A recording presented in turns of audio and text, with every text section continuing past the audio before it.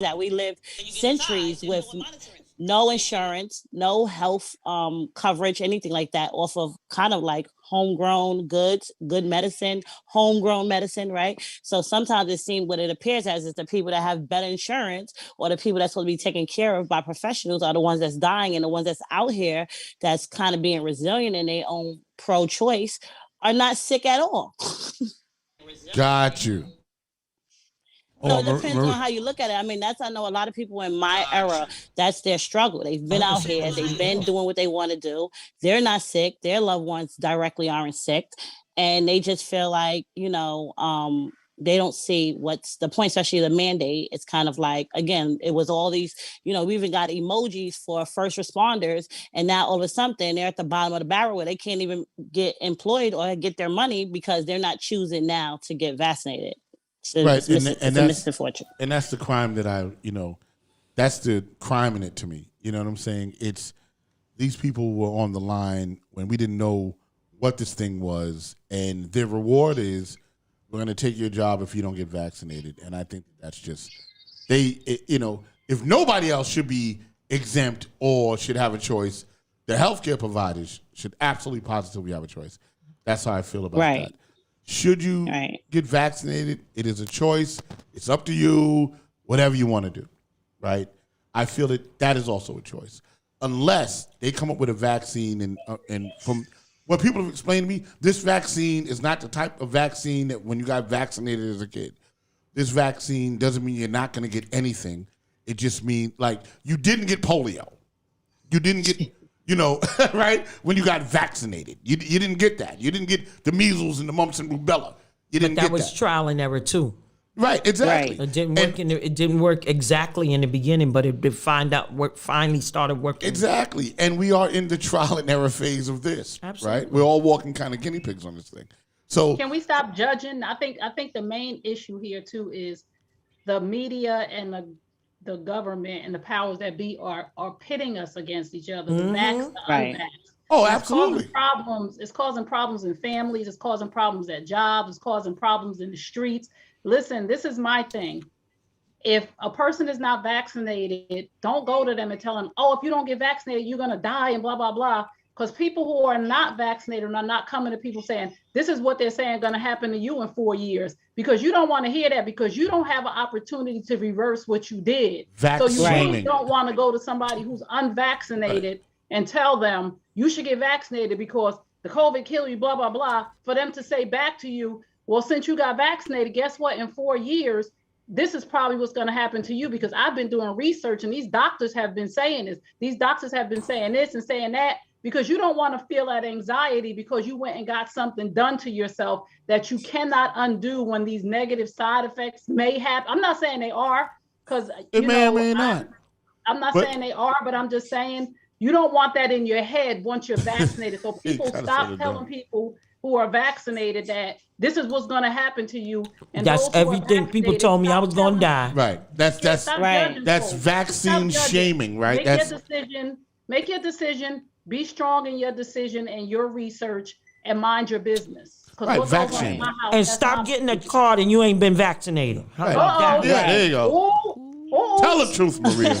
But on that note, it is 6 o'clock and we have strayed. Okay, okay, you know what? We're going to go somewhere different now. Thank you, people. All right, God bless. Good night. Happy holidays, everybody. Happy holidays. Let me you know what? I'm just going to say it because I'm old school. Merry Christmas. I'm going to say that, all right? Happy holidays stuff because you don't want to offend nobody. Merry Christmas, everybody. Happy damn Kwanzaa. How about that? There you go. I'll get that too. Give the holidays they do, people. I'm just saying. That's right. You know? So we have a beautiful guest today. This is part 2. Trey was with us last week, and oh my God, the conversation was so absolutely needed. We finally got to it, Trey. We're ready. Trey Kearney is a certified professional life and relationship coach. She is also a 2-time author and motivational speaker. And her first book is Healing Time, Restoring Hope in Women After Infidelity. Trey shares her story of infidelity on both sides, not only being the offender, but also recipient of betrayal. She went through the storm of the infidelity and snatching her life and happiness back after complete devastation. Her transparent testimony gives men and women the safe haven they need to be transparent and honest with themselves without judgment. Trey began her journey of healing by working on herself first, investing in a life coach and strong mentors. Her spiritual growth and personal development led her to become a life relationship coach. Trey believes relationships are the foundation of life. Communication and personal interaction is a major obstacle for many people. The key component to building and maintaining healthy relationships is open and honest communication, and Trey has made it part of her mission to help others strengthen their communication skills. Trey is a servant leader whose assignment is helping others heal from matters of the heart. She is known for her method of helping others heal through her transparency and truth. Trey states, "I'm not here to judge you. I used to be you." Ladies and gentlemen, I present you Trey. Coach Trey to love. Coach Trey. Love Building. doctor. Thank you for that intro. But next time I come, we ain't reading that. Coach Trey got a whole new hairdo this week. I Did know, y'all honey. notice She that? looked the ball. What happened to the afro? Where the afro? Listen. I had to get my ends trimmed. This ain't gonna last long. Once one drop of water hit the edge, it's gonna be all boofed out again, and I'm ready for it. Cause wrapping this and all of that, it ain't cute at night. I just like to sleep with my hair out and an afro. So Trey, give everybody, like we went over last week, but give them like a short synopsis of who you are. I'm Trey Kearney. I got here. Let me just go right to the point so we can get right to the conversation. Yeah. I got here by way of committing adultery. I cheated on my husband, and it turned my life upside down. And then the man that I cheated on my husband with cheated on me, and it turned our life upside down. And I went on a crusade or a mission to help families deal with the devastation of infidelity. I started a movement, #NoSideChicken, where I encourage women to honor, guard, and respect each other's relationships. Ladies, we are the problem. We got to stop sleeping with each other's men. We are the antidote to the infidelity problem, and all we have to do is honor, guard, and respect each other, and honor, guard, and respect ourselves. So I'm a big advocate for Black men. I have another book called Men Hurt Too. It's Healing Time, Men Hurt Too, because men need grace and mercy because they got a lot of issues that they have not dealt with, and society has taught them that dealing with your issues is weak, and that if you share or if you go get help, you're weak. So they are hiding behind lots of things, and they're not out here just running the streets hurting women. They don't know any better. But when you know better, you do better. So that's me, and we here to break this whole relationship thing down, and get some folks straight. I want to ask you a question. So, do you believe that infidelity starts with... Recording in progress. Do you think infidelity starts because we don't feel good about who we are? Nope. I'm gonna tell you why people cheat. People ask me this question all the time. Trey, why do people cheat? Why did you cheat? Because I was immature. I did not know how to communicate. I didn't know what I wanted. I got married too early. I wasn't even mature enough to be nobody's wife or nobody's mama. Everybody cheats because of a level of immaturity. Now we have our reasons, right? Everybody got different reasons or excuses, but we all cheat because we're immature, because a mature person will have a conversation, and a mature person will control themselves. Self-control requires maturity. Monogamy requires self-control, and self-control requires maturity. Everything that glitters ain't gold. So people make up all these excuses why I cheat. Oh, my wife wouldn't sleep with me, or my husband wasn't taking care of the bills. So as a mature person, you have a choice to say, if this is not worked out, then I'm not going to stay here. I didn't sign up for this. Okay. I'm sorry. Love, honor, respect till death do us part, sickness and in health. I didn't sign up for you running the streets on me and blaming me because I have whatever, women go through issues. Sometimes we have vaginal dryness, or sometimes it's not working. Talk about that. Or sometimes our libido is low, or sometimes we stressed out because of the kids. And then men have problems. Sometimes, they get soggy down there, or saggy. They get soggy? Or sometimes they have... Soggy? Wait, Rock, you get soggy? No, I don't get no wet meat. How many some of y'all be extra sweaty down here. Some of y'all be extra sweaty. I'm not saying you know, they get saggy. You know, it doesn't get hard anymore. Yeah, we get the point. Ain't no lead in the pencil, baby. There's a level of maturity that you need to have in order to be in a monogamous, healthy relationship. And people who cheat, every person that's cheating, every person who has cheated, you're immature. And those who don't cheat are at a level of maturity in their life where they know how to make concrete decisions, and they sit and they think, who is this going to affect? What's going to happen? When I was cheating, I wasn't thinking about nothing but myself.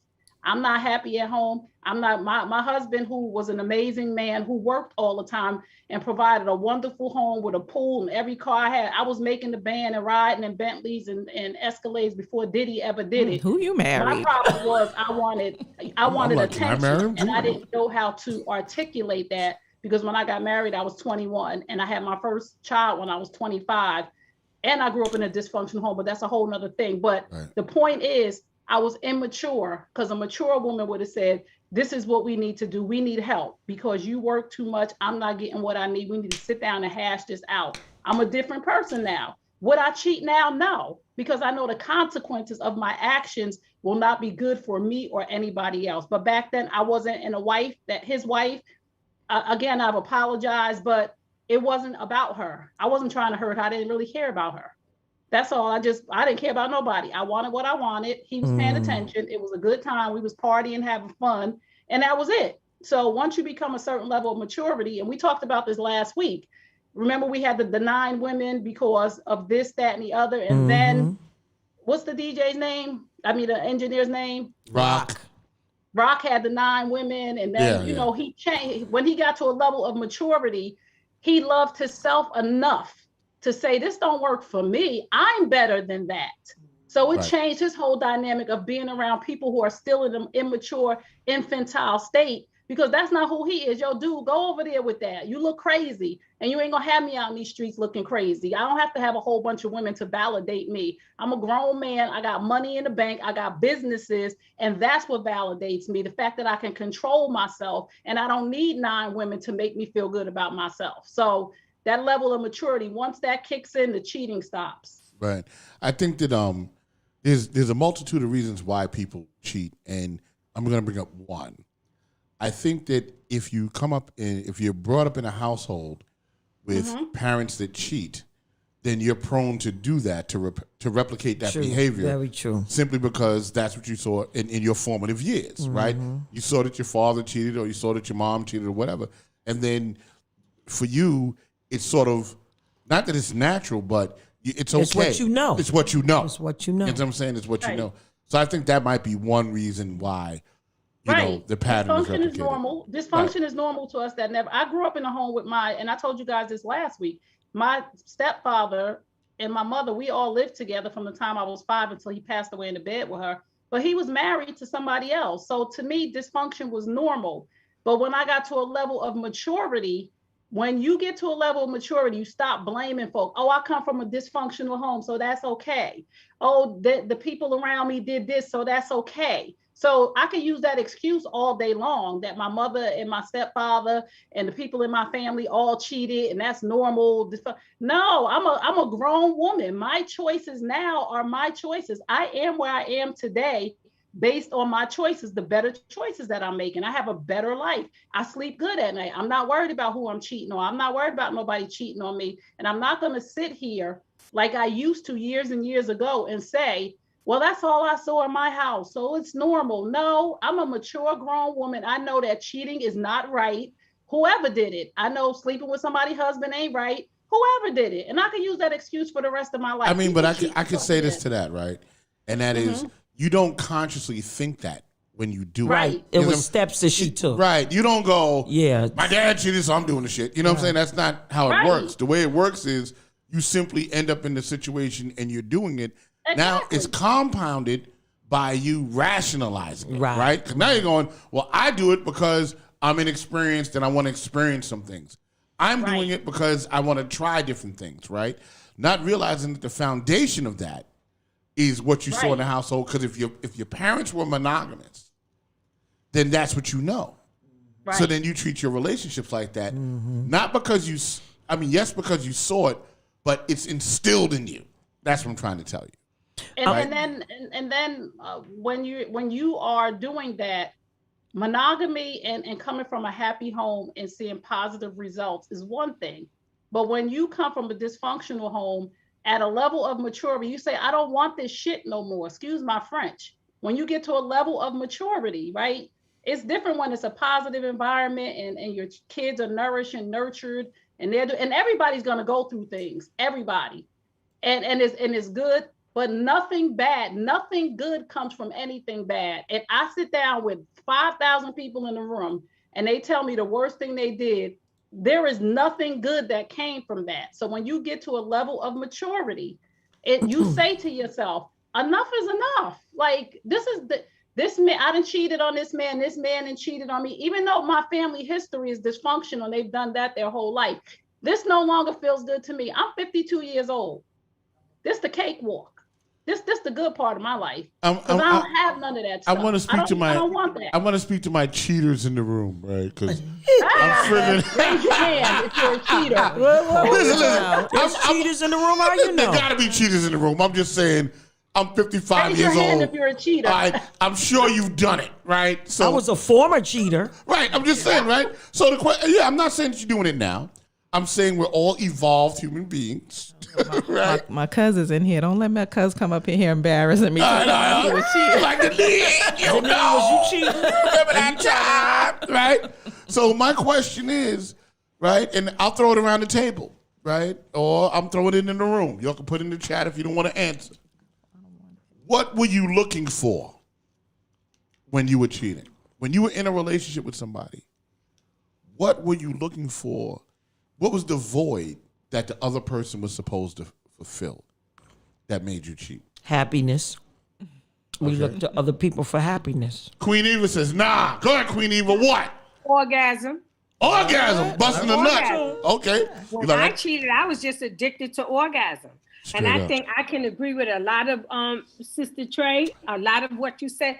But I also, I also think that we have to look a little deeper than just our household, because we have generational dispositions of, certain things that transpired to us as a people that have that stuff. We went through hundreds of years of being bred, our men, and our women.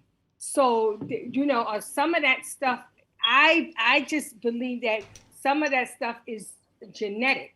It comes from a genetic disposition, and people don't know why they cheat. I cheated because of the trauma that I experienced. I'm a victim, a survivor of childhood sexual molestation. Okay. And so I knew orgasm before I knew my ABCs. So I was very addicted to orgasm. And I also have a lot of the Islamic beliefs. You understand? So my cheating had absolutely nothing to do with the woman. I didn't want her husband. I wanted the orgasm. Right. And we were real good friends. Right. What we have to do too, and this is not to judge anybody, because like I said, I've been on I was on the cheat wheel for a long time. I had a husband and boyfriend for a very long time. But this is what we have to do. I know the men were slaves, and they were taught a certain way, and they were beat and brutal, and there were things that were put in their head. I know that women have been molested and raped. I know that we've all been through a lot, but we are now in a space and a time where we have resources, and all of this stuff wasn't privy to our parents and our grandparents and our great-grandparents and our great-great-grandparents.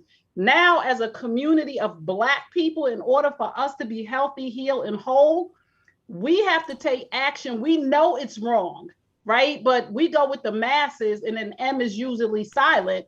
We go with the flow. We have to take the excuses away from ourselves. I took the excuses away from me to say, I know my stepfather was in the house and he had a wife. I know that this happened to me as a child. I know that the media is saying that monogamy is no longer, it's not what's up. And I believe, like Muslims, if that is what you practice as a real Muslim, if that is really, it's a lot of people throwing around a Muslim because they want to have more than one wife. I'm talking to the real